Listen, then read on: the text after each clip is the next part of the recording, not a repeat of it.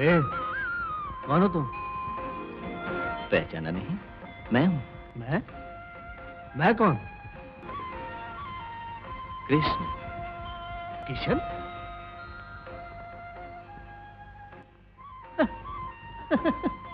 किराया का मुकुट पहन के कोई किशन बन जाता है? कौन सी ड्रामा कंपनी में काम करते हो? पहले ये बताओ तुम ऊपर कैसा है? मेरे लिए ऊपर नीचे आगे पीछे सब बराबर है। जो हर जगह मौजूद हो उसे कहीं आना जाना नहीं पड़ता। अच्छा। अच्छा, अगर ये बात है तो अपने पांव हिलाए बगैर तुम वहां से यहां पहुंच कर दिखाओ।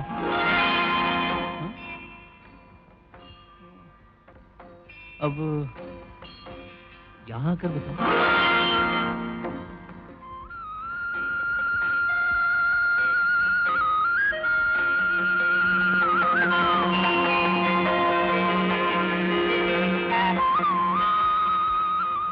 अच्छा चलो, 1 मिनट के लिए मान लेता हूं तुम सचमुच के किशन भगवान। लेकिन एक बात बताओ, इतनी रात गए तुम अपना वैकुंठ छोड़ के इस गरीब के झोपड़े में क्यों पधारे हो? मैं अपने पैसे मांगने आया हूँ। कौन से पैसे? वही जो तुमने मेरी हुंडी से निकाले हैं। अरे भाई, वो रुपया मैंने कमाया, मैंने अपनी बीवी को दिया, उसने हुंडी में डाला।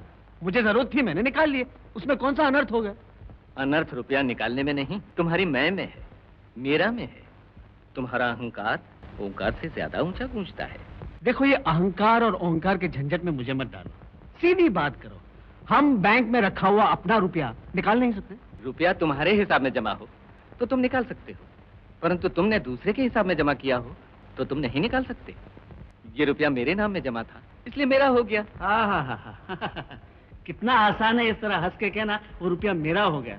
अरे उनसे पूछो जिन्हें रुपया कमाना पड़ता है, जिन्हें हर रोज मरना पड़ता है अपने बच्चों को जिंदा रखने के लिए। काश एक बार तुम कलयुग में पैदा हुए होते, और वो भी आज के जमाने में, किसी अमीर के घर में नहीं, एक गरीब के झोपड़े में। और तुम्हें भी हाथ में राशन कार्ड लेकर आधा दिन घासलेट की लाइन में और आधा दिन गेहूं की कतार में खड़ा रहना पड़ता। और शाम को दुकान बंद हो जाती, तुम्हारी बारी आए बिना। तब तुम्हें आटे दाल का भाव मालूम होता। राज, गरीब जीता है तो एक टुकड़ा रोटी का नसीब नहीं होता पेट भरने के लिए, मरता है तो 4 घेरा कपड़ा हाथ नहीं लगता कफन के लिए। तुम क्या जानो गरीबों का दुख दर्द। संसार का हर दुख मेरा दुख है। पिता मत्स्य जगतो माता थाता पितामह। ठहरो ठहरो ठहरो ठहरो ठहरो। ये संस्कृत के उल्टे सुल्टे श्लोक सुना के मुझे उलझाओ नहीं। मैं सीधा साधा आदमी हूँ, मुझसे सीधी सादी हिंदुस्तानी भाषा में बात करो जो मैं समझता हूँ। ये सारा संसार मेरा परिवार है। इसका पिता भी मैं हूँ, माता भी मैं हूँ, विधाता भी मैं हूँ। अच्छा विधाता जी, इतना मुझे बताओ, तुम अपने एक बेटे को अमीर और दूसरे को गरीब क्यों बनाते हो? चुप क्यों हो? मेरे सवाल का जवाब दो। वो गरीब और अमीर बनते हैं अपने पिछले कर्म से। उन्हें जन्म मैं देता हूं, परंतु उनका भाग्य लिखते हैं उनके अपने पुण्य, अपने पाप। अच्छा अच्छा, वो अमीर और गरीब बनते हैं अपने पिछले कर्मों से। वाह, अच्छी कौड़ी फेंकी है। आनंद, तुम्हें समझाने के लिए मैं इंसान के जीवन को एक बैंक कह सकता हूँ, कर्मा बैंक, जिसकी किताबों में 2 खाने होते हैं, एक पिछले जन्म में किए हुए पुण्य का, दूसरा पाप का। आदमी को जो सुख मिलता है वो पुण्य के खाते से मिलता है, और जो दुख मिलता है वो पाप के खाते से। ये बैंक का भाषण छोड़ो महाराज, काम की बात करो। मुझे सिर्फ इतना बताओ, तुम्हारे इस पाप और पुण्य के खाते में मेरा क्या हिसाब लिखा है? मुझे देना कितना है और लेना कितना है? वो मैं कैसे बताऊं? क्यों? फिर कैसे भगवान हो तुम? तुम्हें इतना बता दूं, तुम्हारे कितने पापों का हिसाब अभी बाकी है तो तुम्हारा जीना मुश्किल हो जाएगा आनंद। और तुम्हें ये मालूम हो जाए तुम्हारा कौन सा पुण्य तुम्हें क्या फल देने वाला है तो तुम मन की शांति खो बैठोगे। अब तुम्हें एक ही दुख है, तुम्हारे पास पैसा नहीं है। दुखों का असली जुलूस तो उस समय शुरू होगा आनंद, जब तुम्हारे पास पैसा आएगा। किशन महाराज, एक बार पैसा आ जाने दो मेरे पास, फिर तुम देखना दुखों के जुलूस खत्म हो जाएंगे, खुशियों की बारात निकलेगी मेरे घर से। मैं तुम्हें दिखा दूंगा रुपया क्या होता है, रुपये की ताकत क्या होती है। ताकत तो हम देख ही लेंगे, परंतु इस समय इतना तो बता दो, रुपया आने पे तुम क्या करोगे? सबसे पहले तो मैं अपने बच्चों को ऊंची से ऊंची शिक्षा दूंगा। शिक्षा तुम दोगे? हाँ मैं। और रुपया आएगा तो क्या करोगे? मैं अपनी लाडली बेटी की शादी करूंगा, ऊंचे से ऊंचे घर में, जहां दौलत की ठंडी छांव में वो सुख से रहे। अच्छा, तो तुम अपनी बेटी के सुख का ठेका भी ले सकते हो? तुम? हाँ, मैं। अच्छा, उसके बाद और रुपया आएगा तो क्या करोगे? और मिलेगा तो मैं चलने फिरने के लिए अपनी टांगे नहीं तोड़ूंगा, एक फर्स्ट क्लास एयर कंडीशन गाड़ी में जाऊंगा। बस? नहीं, फिर मैं जमीनें खरीदूंगा, जायदादें हासिल करूंगा और फिर बड़ी बड़ी इमारतें खड़ी कर दूंगा, तुम्हारे आकाश को छूती हुई। और रुपया आएगा तो क्या खरीदोगे? तो मैं सारी दुनिया खरीदूंगा, और फिर तुम्हें भी। मुझे भी? हाँ, तुम्हें भी। तुम्हें खरीदना तो और भी आसान है कृष्ण महाराज, तुम तो रोज बेचे जाते हो अपने मंदिरों में। बाहर तुम्हारा प्रसाद बिकता है, अंदर तुम्हारा दर्शन बिकता है। जो बड़े बड़े टिकट खरीद सकते हैं उन्हें सीधा तुम्हारे सामने खड़ा कर दिया जाता है, और जो बेचारे गरीब हैं, जिनके पास पैसा नहीं है, वो घंटों बाहर खड़े रहते हैं। और जब वो तुम्हारे पास पहुंचते हैं, तुम्हारी एक झलक भी नहीं देख पाते कि उन्हें धक्के देकर आगे धकेल दिया जाता है। यही तुम भूल कर रहे हो आनंद। जो बड़े बड़े टिकट खरीद सकते हैं वो सिर्फ मेरी मूर्ति को देख पाते हैं।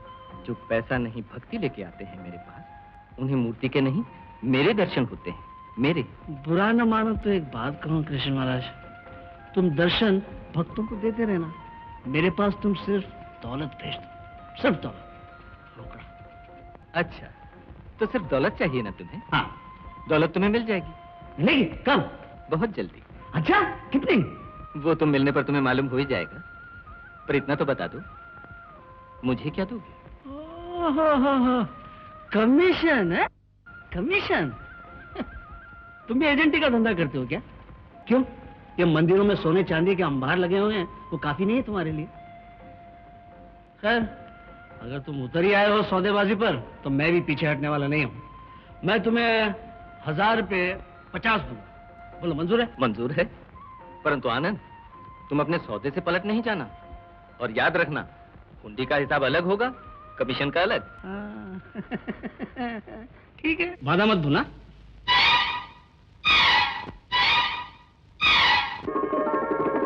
गायत्री, अरे गायत्री, उठो उठो, जल्दी उठो। क्या हुआ? अभी अभी तुम्हारे भगवान किशन ने मुझे दर्शन दिए। तुम्हारी तबीयत तो ठीक है ना? अरे मेरी तबीयत को क्या हुआ है? क्या कर रही हो? कमला, उठो कमला। मधु, गोविंद, मधु, उठो, इधर आओ।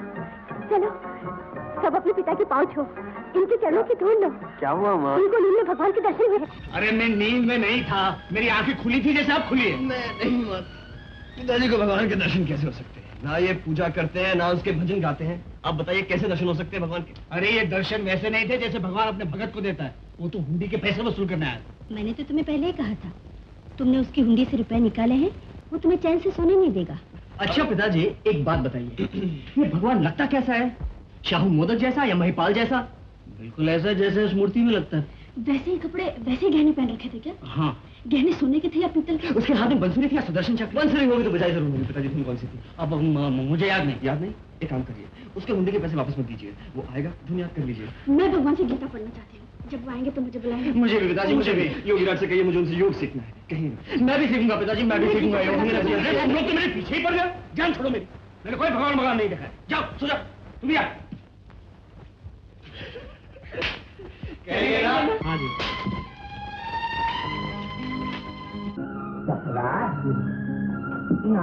हाँ जी।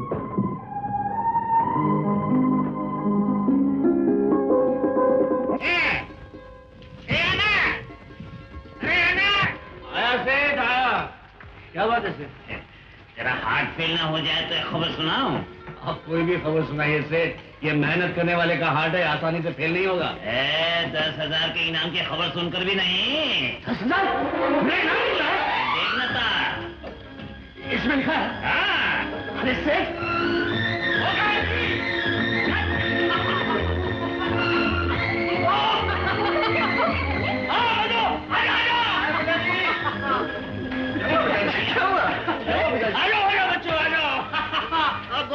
अपनी गरीबी की जंजीरें तोड़ दी है। ये बैठ जाओ। ये सारे पैसे कहाँ से लाए? अरे मेरा इनाम निकला है, इनाम। हाँ मधु, आज से ही नौकरी छोड़ दे। मैं तुम दोनों को खूब पढ़ाऊंगा, ऊंची से ऊंची तालीम दूंगा, अमेरिका लंदन भेजूंगा और फिर बड़ी धूमधाम से अपनी बिटिया की शादी करूंगा। तुम सब देखना, अब मेरे पास रुपया आ गया है। मैं 10,000 के लाख कैसे बनाता हूँ, लाख के 10 लाख और 10 लाख के 50 लाख कैसे बनाता हूँ।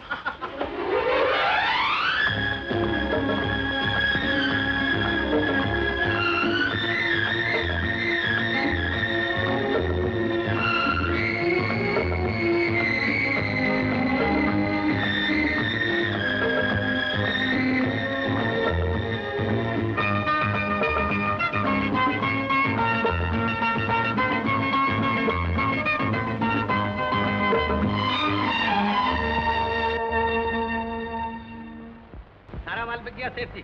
अच्छा ठीक है, तुम अपने घर जाओ, मैं हिसाब करके दुकान बंद करता हूँ। अच्छा सेठ जी, नमस्ते। नमस्ते।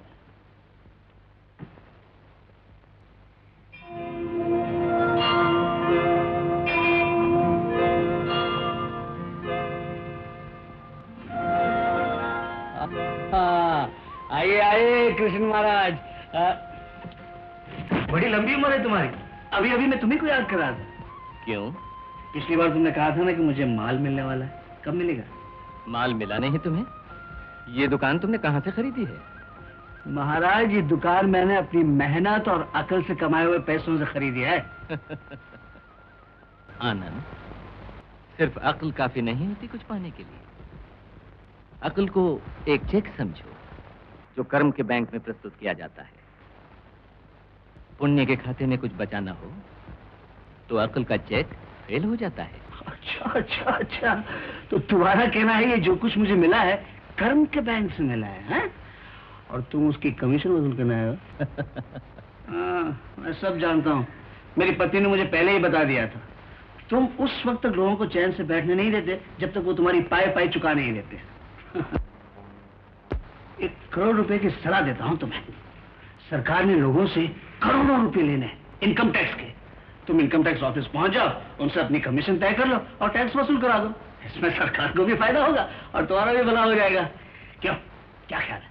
मुझे वहां जाने की जरूरत नहीं। लेकिन मेरे पास आने की जरूरत है? यही तो तरीका होता है साहूकारों का। वो बार बार जाते ही रहते हैं कर्जदारों के पास उनका हाल पूछने के लिए। जानते हो क्यों? कर्जदार को कुछ हो गया तो उनका मूल और सूद दोनों डूब जाएगा। परंतु मुझे उसकी कोई चिंता नहीं। मेरे मूल और सूद कहीं भागे नहीं जा रहे। तुम तो दिन दुगनी रात चौगुनी तरक्की कर रहे हो। इसी बात पर मुंह मीठा कर लो। मेरी दुकान में लड्डू ऐसा बनता है मोतीचूर का, तुमने जिंदगी में नहीं खाया होता। नहीं, रहने दो आनंद, तकलीफ ना करो। क्यों? शक्कर की तकलीफ है क्या? डायबिटीज? बीमारी कोई नहीं, परंतु मुझे ये सुदामा के सत्तू बहुत अच्छे लगते हैं। ये सुदामा के सत्तू हजारों साल से चले ही आ रहे हैं, अभी तक खत्म नहीं हुए। और सब कुछ खत्म हो जाता है आनंद, प्यार कभी खत्म नहीं होता।